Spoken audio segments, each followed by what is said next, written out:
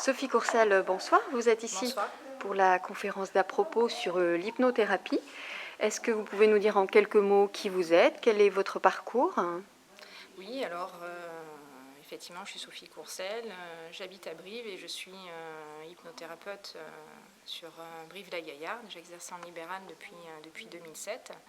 Et avant d'exercer ce métier, j'ai travaillé dans l'enseignement auprès d'un public en difficulté, enfin des enfants en difficulté plus exactement, qui avaient besoin de se remobiliser par rapport à leurs études et leur parcours scolaire, puisqu'ils étaient en échec. Et il y avait un gros travail de confiance et de mise en lumière de leurs ressources pour pouvoir avoir un meilleur apprentissage et donc de meilleurs résultats.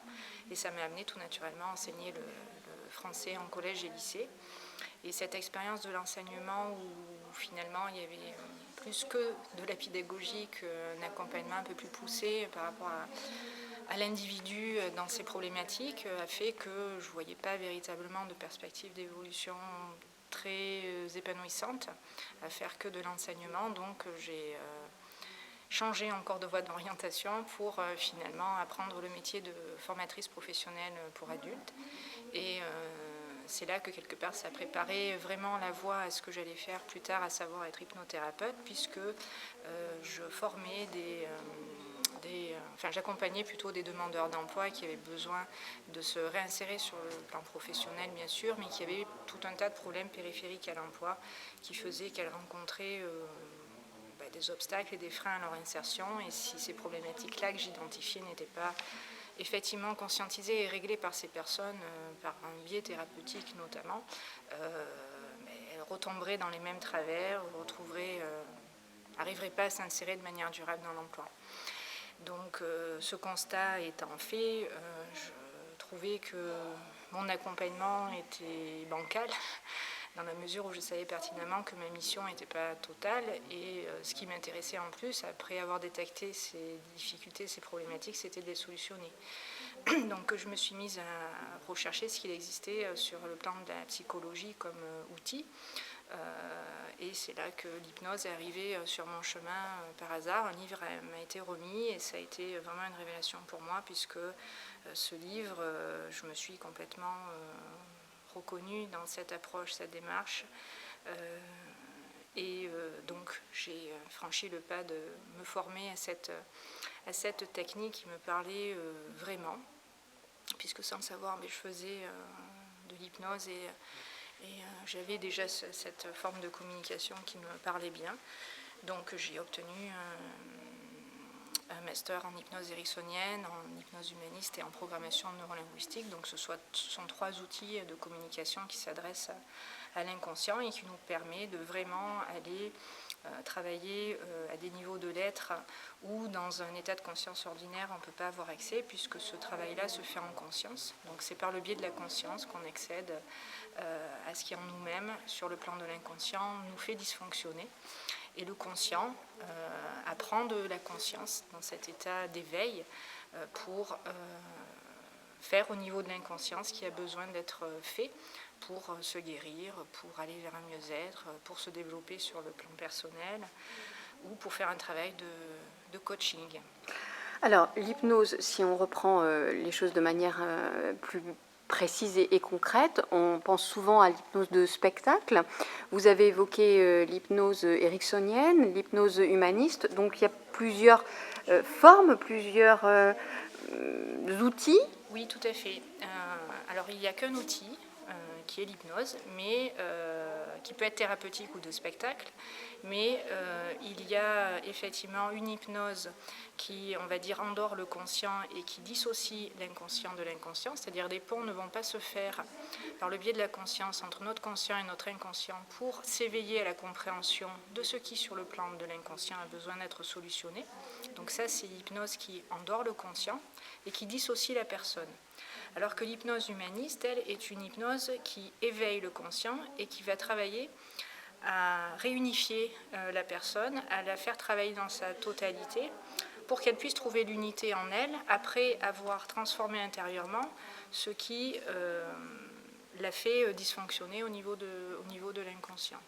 Donc ça, c'est une hypnose, effectivement, qui va permettre au conscient de s'éveiller et d'évoluer sur le plan de la conscience. D'accord. Donc concrètement, on vient vous voir avec une problématique particulière. J'imagine qu'elles sont très nombreuses à être traitées en hypnothérapie. Par exemple, prenons un trauma. Comment ça se passe, une séance ou un protocole de séance avec vous? D'accord. Alors une personne qui vient effectivement me voir parce qu'elle a eu un vécu difficile et douloureux à un certain âge de sa vie, par exemple, dont elle a plus ou moins le souvenir de ce qui s'est passé à ce moment-là et qui en souffre encore au moment où elle vient de me consulter, je vais l'aider et l'accompagner en toute conscience à revenir vers l'événement où précisément le traumatisme s'est produit, pour lui faire transformer en toute conscience cet événement-là, en prenant en charge sa propre douleur, ses propres souffrances, et en faisant de ces émotions-là quelque chose de constructif pour elle. Est-ce qu'on revit l'événement, en fait? On repasse à travers? Comment ça se passe? Non, on va être notre conscience, permettant à notre conscient d'être légèrement en retrait pendant la séance d'hypnose. Il va regarder ça de loin tout en ayant toute la compréhension juste de ce qui s'est passé à ce moment-là. Donc sa vision va être beaucoup plus élargie, c'est-à-dire que le conscient va pouvoir revivre, revisiter, en fait. Revisiter, voilà, c'est exactement ça. Revisiter la situation sous différents angles de vue qui vont lui permettre de mieux comprendre son vécu à ce moment-là et de faire de ses émotions quelque chose de constructif pour lui ou pour elle. Donc en fait, on est observateur d'une situation particulière et il y a une libération émotionnelle, ou en tout cas de toute la charge négative qui était attachée, en fait, c'est voilà, ça? qui va être libérée. Donc il y a une forme de libération de ces émotions-là qui va se faire. On va lâcher notre souffrance et on va transformer ce vécu de manière à ce qu'il soit juste pour la personne qui l'a vécu. C'est-à-dire que, par exemple, une personne qui a vécu un viol, par exemple, je vais l'aider une fois qu'elle aura pris en charge sa douleur au moment de ce vécu en se libérant de ses émotions lourdes. Elle va pouvoir en toute conscience faire vis-à-vis de elle-même dans ce vécu ce qu'il faut qu'elle fasse vis-à-vis d'elle et vis-à-vis de la personne qui a commis cet acte répréhensible vis-à-vis d'elle, ce qu'il faut pour que son vécu intérieur soit différent et qu'elle puisse mieux l'accepter. Et donc du coup, les choses seront réparées en profondeur. Donc elle ne souffrira plus sur le plan mental, émotionnel, physique ou spirituel de cet événement-là, et elle va pouvoir véritablement s'en guérir. Donc en fait, on n'efface pas l'événement, on le regarde autrement. On le regarde autrement et on transforme le vécu intérieur de manière à ce qu'il soit acceptable. Donc on remodélise en fait les choses. D'accord. On reprogramme, quoi, d'une certaine façon. Exactement. Alors souvent, quand on parle d'hypnose, on pense au libre arbitre. On a l'impression qu'on perd le contrôle. C'est souvent une des peurs que l'on a, d'ailleurs. Tout à fait. Quand on pense à hypnose, qu'est-ce que vous avez à dire par rapport à ça? Alors, sous hypnose, que l'on utilise l'hypnose dont je vous ai parlé, qui endort le conscient ou au contraire qui l'éveille, quoi qu'il arrive, la personne reste toujours maître d'elle-même et de sa volonté, et il est impossible d'être sous l'emprise de celui qui nous hypnotise, et on ne peut pas nous faire ou dire quelque chose qui ne va pas dans le sens de ce que nous sommes sur le plan de notre être, sur le plan de notre système de valeurs ou de pensée. Si l'hypnotiseur de spectacle, qui va suggérer un certain nombre de choses à l'inconscient,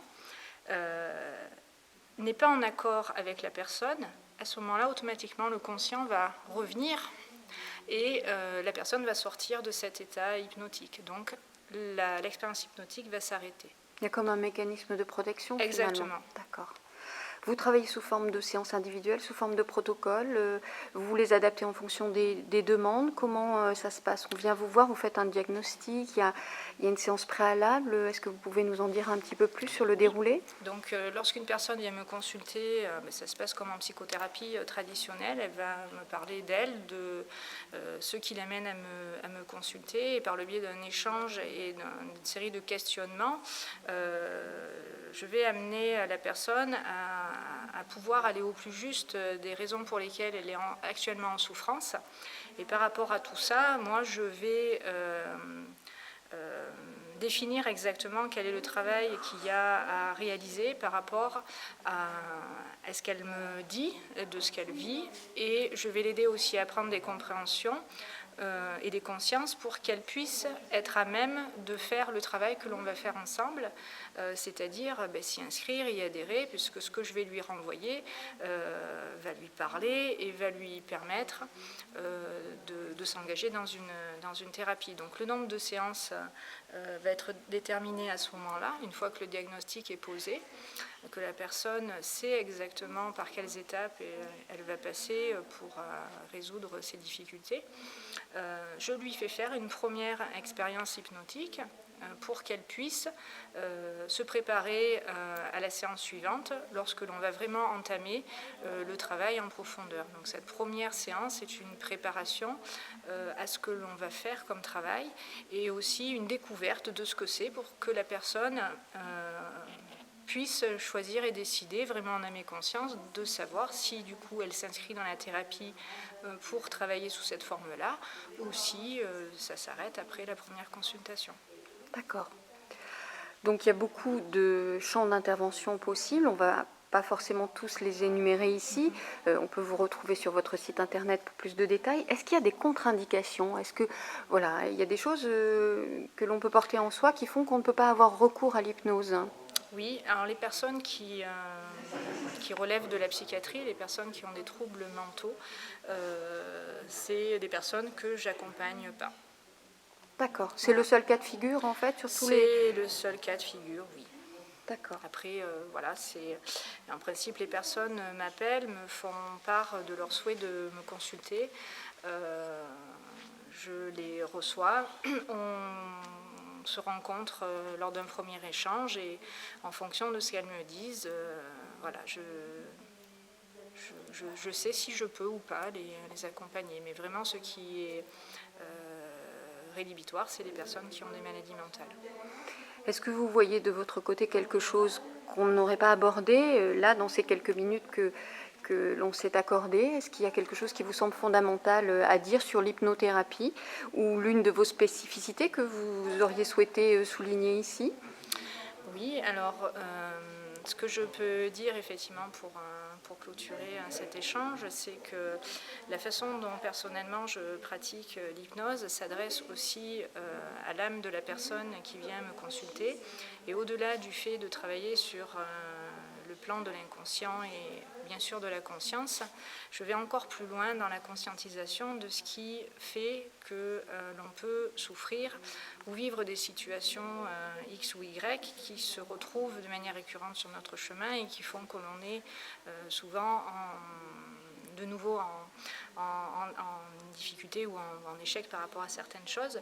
Donc j'amène mes patients à comprendre ce qu'ils vivent aussi d'une manière qui va leur permettre d'aller plus loin sur la résolution quelque part de ce pourquoi elles viennent me voir. Et de mieux vivre aussi ce qu'elles vivent pour appréhender quelque part leur vie différemment par la suite et pouvoir s'en servir elles-mêmes en toute conscience aussi. D'accord. Donc vous donnez un éclairage plus large en fait, vous allez au-delà des symptômes ou physiques ou émotionnels qui peuvent se présenter, c'est ça? Vous apportez un éclairage particulier qui est sur le plan de l'âme, hein, sur le plan plus spirituel on pourrait dire, oui, ça tout à fait. J'amène les personnes à comprendre les raisons pour lesquelles elles souffrent de ce qu'elles souffrent, pour pouvoir non seulement leur apporter des solutions à ce niveau-là, mais aussi avoir la compréhension de pourquoi elles sont malades et qu'est-ce qui est à l'origine et à la source de ce mal-être, puisque c'est là que j'interviens, vraiment à la source des choses. D'accord, la racine.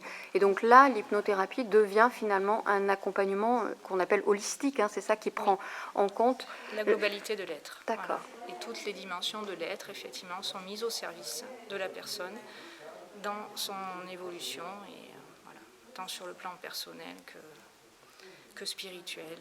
Voilà. Très bien. Un grand merci à vous pour cette soirée et à très bientôt, Sophie. Merci à bonsoir. vous. Au revoir.